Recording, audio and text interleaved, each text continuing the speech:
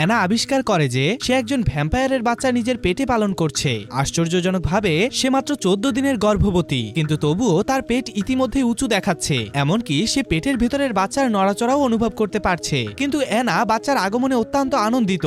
সে জানে না যে এই অর্ধমানব এবং অর্ধ ভ্যাম্পায়ার শিশুটি তার জীবন কেড়ে নেবে। অ্যানা এবং তার স্বামীর মাত্র 2 সপ্তাহ আগে বিবাহ হয়েছিল। কারণ সে একজন ভ্যাম্পায়ার। সে ভয় পায় যে খুব বেশি কাছে গেলে তার রক্ত পান করার ইচ্ছা জাগ্রত হতে পারে। তাই সে অ্যানার সাথে ঘুমাতে অস্বীকৃতি জানায়। অ্যানা তাকে যতই প্রলুব্ধ করার চেষ্টা করুক না কেন, সে সর্বদা তার দূরত্ব বজায় রাখে। অবশেষে অ্যানার ধৈর্য ভেঙে যায়। তার স্বামীর সাথে তার তীব্র তর্ক হয় এবং সে হাল ছেড়ে দিতে বাধ্য হয়। তারা একসাথে একটি সুন্দর রাত কাটায়, কিন্তু তাদের কোনো ধারণা নেই যে এর পরিণতি কতটা ভয়াবহ হবে। একদিন অ্যানা আরো কিছু মুরগি খায়। হঠাৎ তার বমি করার মতো অনুভূতি হয়। সে বুঝতে পারে মুরগিটি ঠিকমতো রান্না করা হয়নি। সে বাথরুমে দৌড়ে যায় এবং বমি করতে শুরু করে। প্রথমে সে ভাবে এটি খাদ্য বিষক্রিয়া, কিন্তু তারপর সে একটা সিল করা প্যাকেট দেখতে পায়। সে বুঝতে পারে তার মাসিকের 14 দিন হয়ে গেছে। তার মনে একটা অদ্ভুত চিন্তা আসে। সে আয়নায় তার সামান্য ফোলা পেট দেখতে পায়। এখন সে তার সন্দেহের ব্যাপারে আরো নিশ্চিত হয়ে ওঠে। এরপর তার স্বামীর পরিবার ফোন করে। তারা বলে যে